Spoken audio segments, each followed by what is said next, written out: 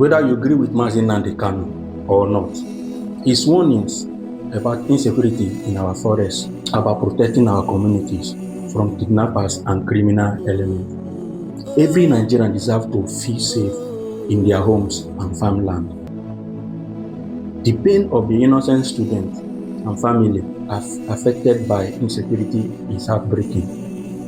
Many voices, including Mazi Nnamdi Kanu, have raised concern about criminal activities in our forests over the year.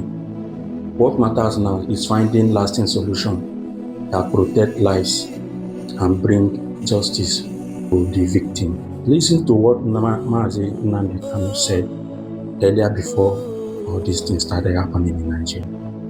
Watch. It is very, very shocking that some of you do not understand what the Fulanis have in store for you. Very, very soon it is going to happen, and when it happens, your eyes will clear, and about whom you will see it very clearly.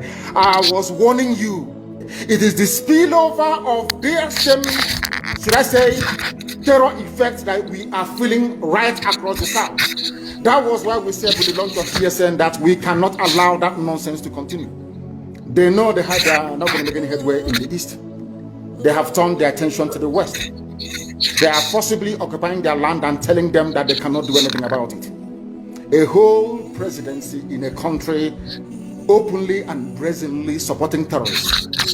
All of you watching and listening all over the world, you know that Miyetti Allah is a terrorist organization. You know that. They have killed.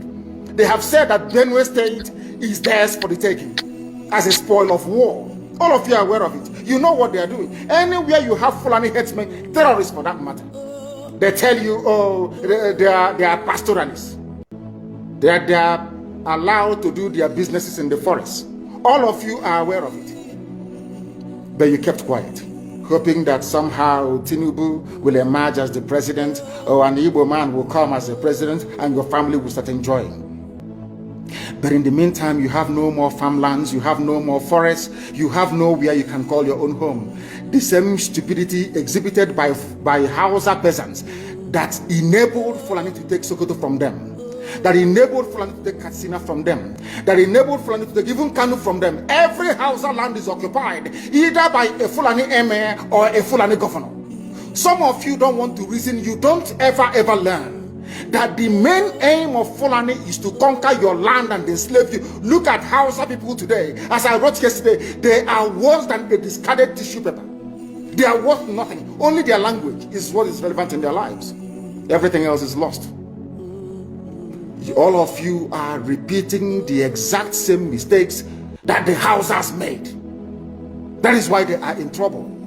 And that is why they can never ever come out of it. They are all suffering from what I would an advanced version of the Stockholm Syndrome. Can you imagine that these people came into their land and took it over and they cannot do anything about it? Hausa is gone. It took Fulani very many years before they came out of their shell to say we are Fulani. Remember before, many years ago, they said we are Hausa Fulani. We are Hausa Fulani. Because that time, their subjugation of the Hausa race hasn't been completed. Now they have completed it. Have they not completed it? Then what is happening right now? I ask you, what is happening now? Fulani have now come out to tell you we are Fulani people. Is that not what they are saying now? They are not telling you we are Fulani.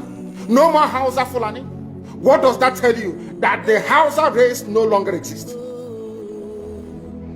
Do you want the same thing to happen to you? Do you want the same thing to happen to your families, to your villages? Do you want your towns, let's say Ogbomoso, to be renamed into a Fulani name? Do you want Onitsha to answer a Fulani name? Forget all the nonsense about unity of Nigeria. All they are uniting against is your common interest. Unless you prefer epileptic power supply, unless you prepare to live your whole life without running water, unless you want to live in abject poverty and deprivation, your only alternative is a revolution. Let nobody discourage you. All the countries of the world doing very, very well, they all went through a revolution. You must go through it. If you don't go through it, you can never ever survive as a people. Fulani will take you over. As simple as that. This very day, we are making it known to the whole world that the Muslim extremist dictatorship masquerading as a secular democratic government must be demolished.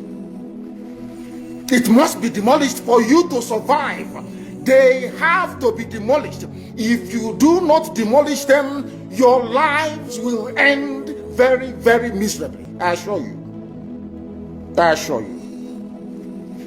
The zoo is on its knees. Everybody knows that the zoo called Nigeria is on its knees. Who doesn't know that? Everybody knows. Nothing is functioning. You are all aware of it. When they say go and register for NIM or whatever rubbish is called, all of you trooped out without legislation, without any laws. Fulani can control you however they like. Once they announce it, Yoruba newspapers very foolishly and stupidly will support them because they want Tinubu as the president. And you are all dying every blessed day. You are all dying every day.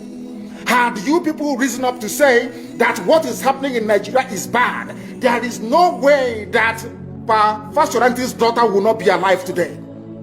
That is the price you pay for duplicity. That is the price you pay for treachery. That is the price you will continue to pay until you rise up and say enough is enough. It is up to you to do it. You did it during NSAS. You can do it again. Can you imagine Fulani people telling you, if you remove Fulanis from Yoruba forest, imagine Fulani telling you, if you remove them from your ancestral lands, there will be war, and you are panicking. And you have not asked yourself, why are they not saying the same thing about the East? Why did they not say to Eastern Security Network? Why did they not say to me, if you don't stop evacuating Fulani terrorists from the forest, there will be war? Because they know, they understand psychologically that you don't have what it takes to resist them.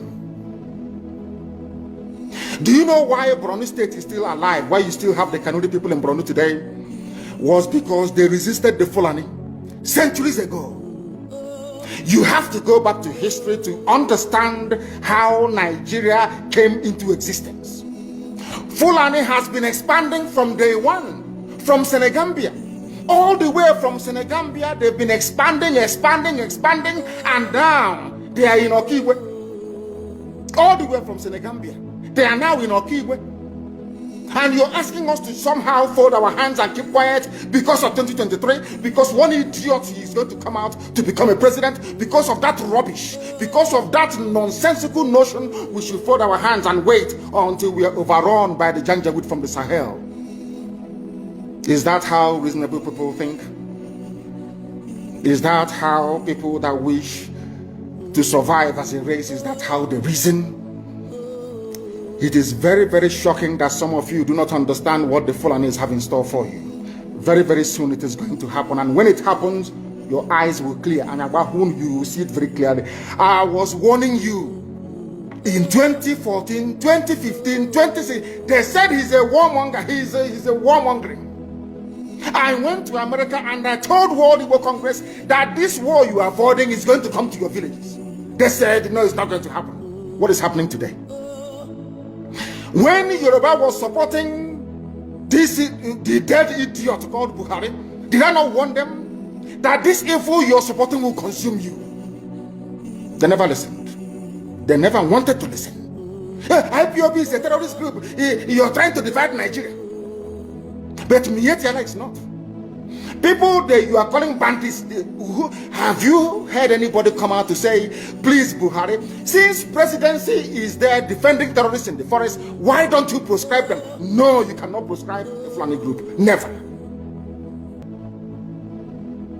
And all of you, we are supporting evil. When there is the proscribed IPOB, proscribed indigenous people of Biafra. These are Yoruba journalists writing junk. Every day they keep writing rubbish. But their land is under siege.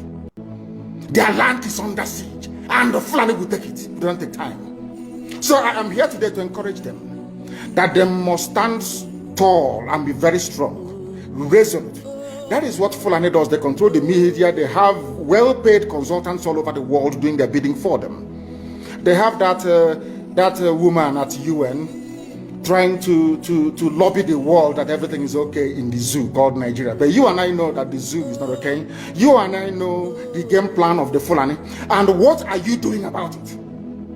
Nothing. Every day you read, you lament, you complain. Every day you read, you lament, and that's all you do. That is all you do. You read, you lament, you complain, you do nothing about it. Your lives are being taken away from you. Your forests are being occupied. Your mothers are being raped. Your daughters are being abducted. And the whole national government, presidency, is supporting such people.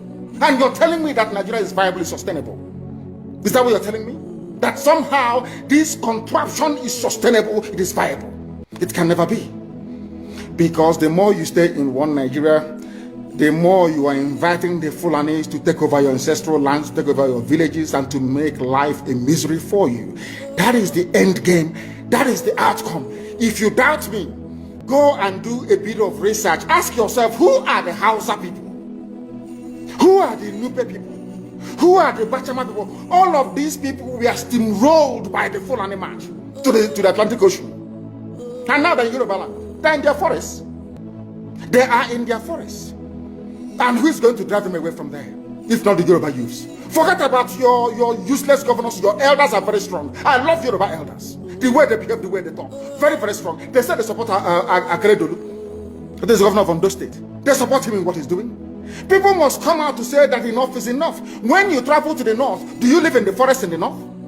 The Igbo people in Sabongeri in Kanu, are they living in of course it's Hausa land, are they living in the forest? They came to the town, they work very hard, they build houses, they build mansions, they develop the entire place. Is that not what they do? What are Fulani people doing in our forest? Nobody can answer that question. They say that they're pastoralists.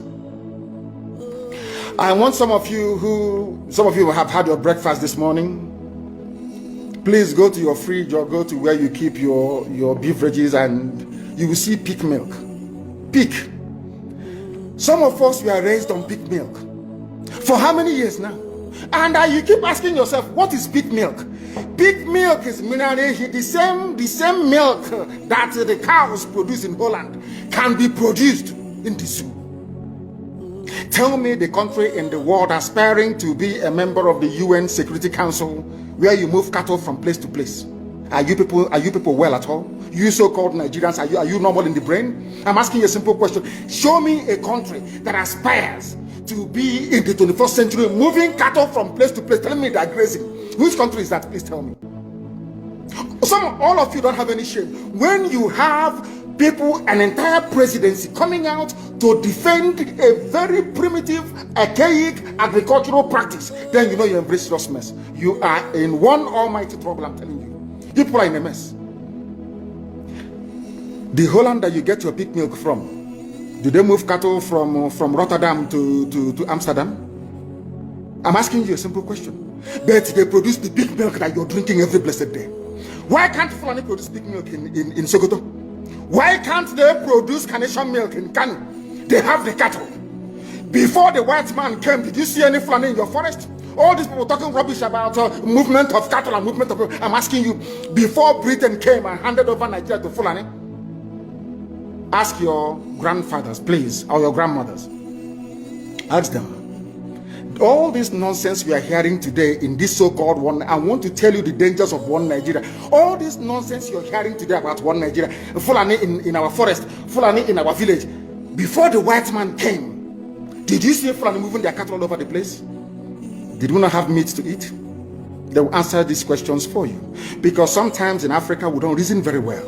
The way we reason is disjointed. It is disjointed. I can't understand for the life of me why, instead of them to waste all that money arming and equipping this Janjaweed army Mihetiala to come and conquer you and I, why don't they open a milk factory somewhere in the north and bring the milk down south? I'm sure Southerners will buy it. After all, pig milk comes all the way from Holland. Pig milk all the way from Holland. Now you understand it. Because of the way you people reason. Why can't you produce? Is it difficult to produce milk? The same milk that comes out naturally from the udder of the cow. Why can't you can it somewhere, pasteurize it, and send it to people to eat, to drink, or to do whatever with? All over the world, that is what is happening. In fact, they produce so much milk in Europe that they pour it away. Why can't you do the same thing? A whole president claiming they are in the 21st century are supporting a very primitive practice of moving cattle from place to all of you, you're not ashamed of yourselves. You have no shame. As somebody will say, your shame is shaming me.